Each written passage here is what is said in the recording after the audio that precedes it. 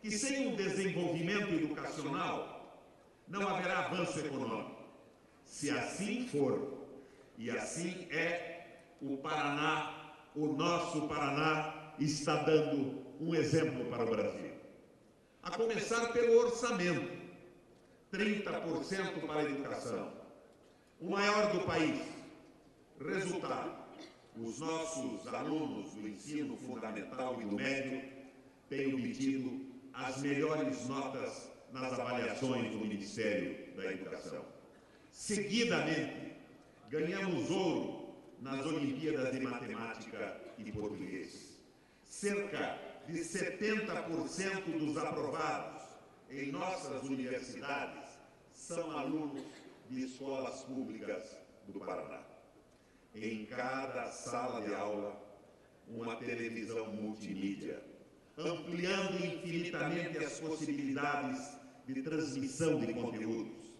Em todas as escolas, laboratórios de informática conectados à internet via fibra óptica, internet rapidíssima, livros didáticos públicos, gratuitos, transporte escolar para que nenhuma criança fique fora da escola, por mais longe que possa morar. Treinamento dos professores através do maravilhoso Programa de Desenvolvimento Educacional, o PDE, uma experiência inédita no Brasil. Plano de cargos e salários, aumentos salariais diferenciados e recomposição dos ganhos para os nossos mestres.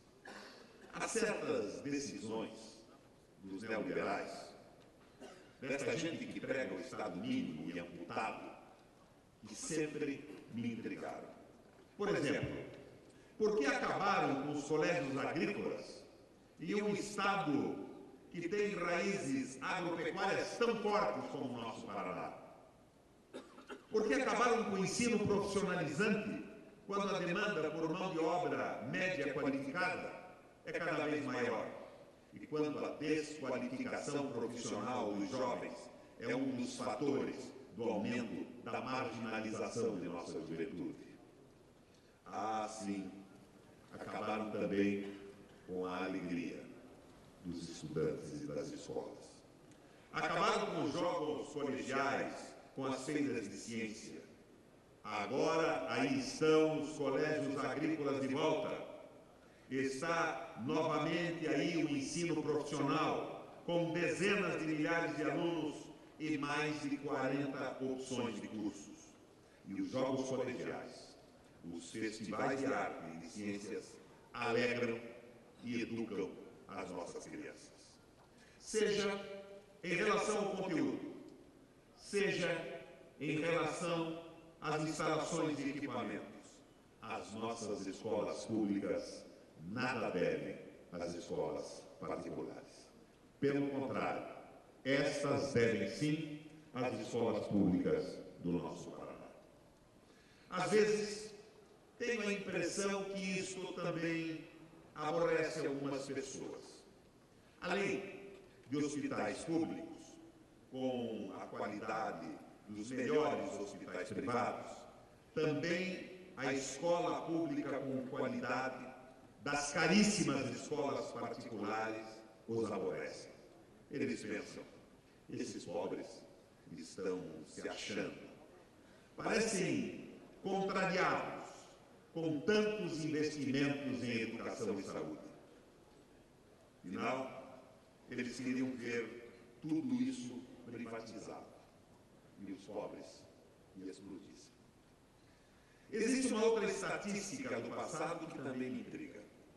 As estatísticas dos empregos formais, com carteira assinada.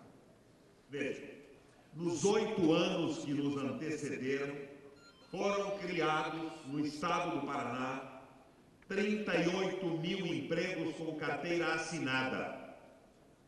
Nos 7 anos do meu governo e do Pessutti, 7 anos e 3 meses, já são mais de 773 mil novos empregos com carteira assinada.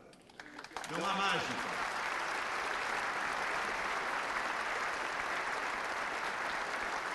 Não há mágica, não há milagre. Trata-se de uma escolha. Em vez de privilegiar as multinacionais que engoliram bilhões de dólares do dinheiro público e poucos empregos geraram, optamos por incentivar as empresas paranaenses e brasileiras, especialmente as pequenas e médias, cortando impostos, dando incentivos, trocando impostos por empregos. E deixamos de atrair grandes investimentos multinacionais, mas sem cometer a insensatez de cobri-los com benesses, imunidades e outras manifestações de estultícia, sabugice colonial. As multinacionais vieram dentro das regras a que se sujeitam todas as empresas paranaenses e brasileiras. Por isso, quando vejo esses rapazes dourados, com muita panca e pouco tutano, liderando a tentativa de volta daquela gente que desgraçou o Paraná, perco o sono e a paciência. Vamos de novo à comparação. Nos 8 anos de governo daquela turma que quer voltar, foram criados apenas 38 mil empregos. Em 7 anos de nosso governo, mais de 673 empregos formais, com carteira assinada. Com uma política agressiva de corte de imposto, de benefícios fiscais para quem investe nas regiões mais pobres do Paraná, fizemos girar a roda da economia.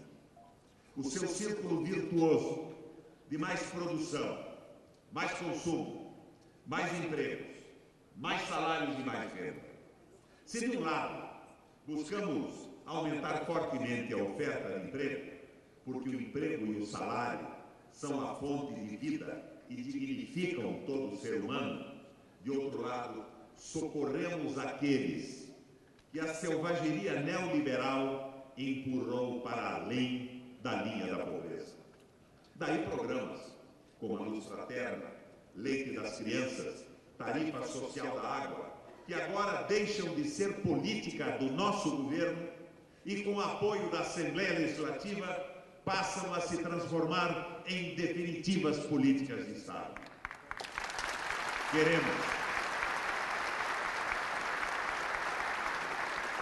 Queremos que a solidariedade com os mais pobres seja constitucionalmente obrigatória.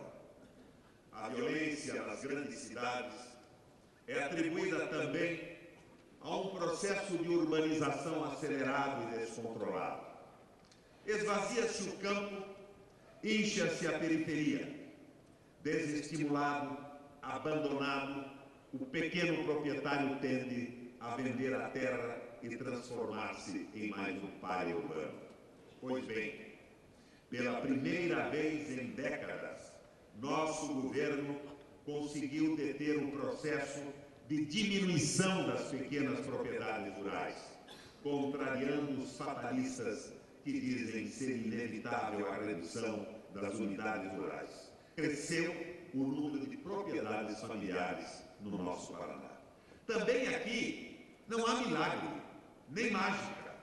Criamos o Fundo de Aval, para que o pequeno proprietário tivesse acesso ao crédito. Antes, ele não conseguia empréstimo no banco porque não tinha como garantir esse empréstimo. Agora o avalista é o Estado, é a sociedade do Paraná que garante crédito ao produtor. O programa Trator Solidário liberta o pequeno agricultor do arado e dá a ele condições de produzir mais, com mais qualidade. O programa Irrigação Noturna opera prodígios de aumento da produção e da produtividade, reativada e equipada. A nossa Emater dá uma sólida assistência técnica para os pequenos agricultores. O IAPAR pesquisa e fornece as melhores alternativas de plantio e cultivo. O pequeno agricultor, de invisível, tornou-se visível para o Estado do Paraná. Afinal, mais de 90% das propriedades rurais paranaenses são unidades familiares e quase tudo o que consumimos vem diretamente das pequenas propriedades para a nossa mesa. Nunca apanhei tanto quando decidi rever os contratos da Copel e o Pacto de Acionistas da Sanepar, além da reversão da privatização da Ferroeste. Sem falar nas várias tentativas de quebrar os contratos extorsivos do pedágio.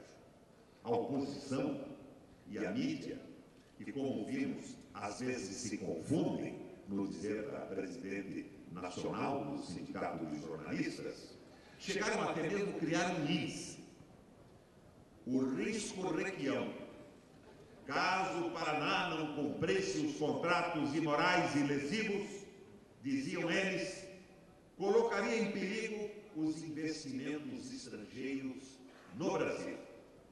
Sempre que vejo os filmes que retratam o período colonial na Ásia ou na África, um desses filmes ingleses, por exemplo, fico constrangido com aquelas cenas de servilismo do colonialismo babão.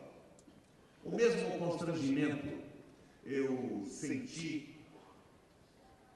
quando vi a reação de políticos, economistas e jornalistas diante da minha decisão de suspender o pagamento e renegociar contratos lesivos ao Paraná e ao seu povo. Até mesmo o comentarista esportivo, o repórter policial, entre uma ripada no bandeirinha e uma cena de sangue no boteco, achavam espaço para me desancar. Na verdade, do outro lado da mesa, encontrei muito mais compreensão que entre os obtusos defensores do Pacta Sunt Servanda. A renegociação dos contratos salvou a Copel, hoje a mais sólida e exuberante das empresas de energia do país, que mesmo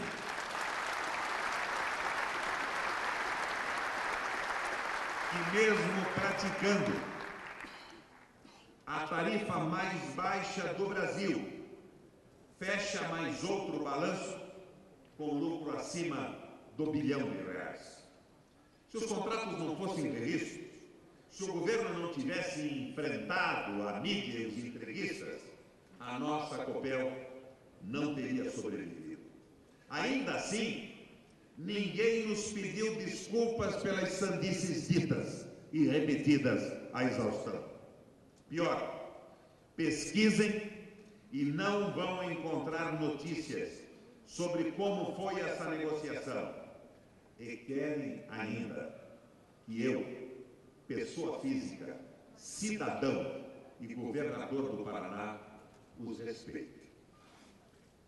E querem ainda que eu, pessoa física, cidadão e governador do Paraná, os respeite.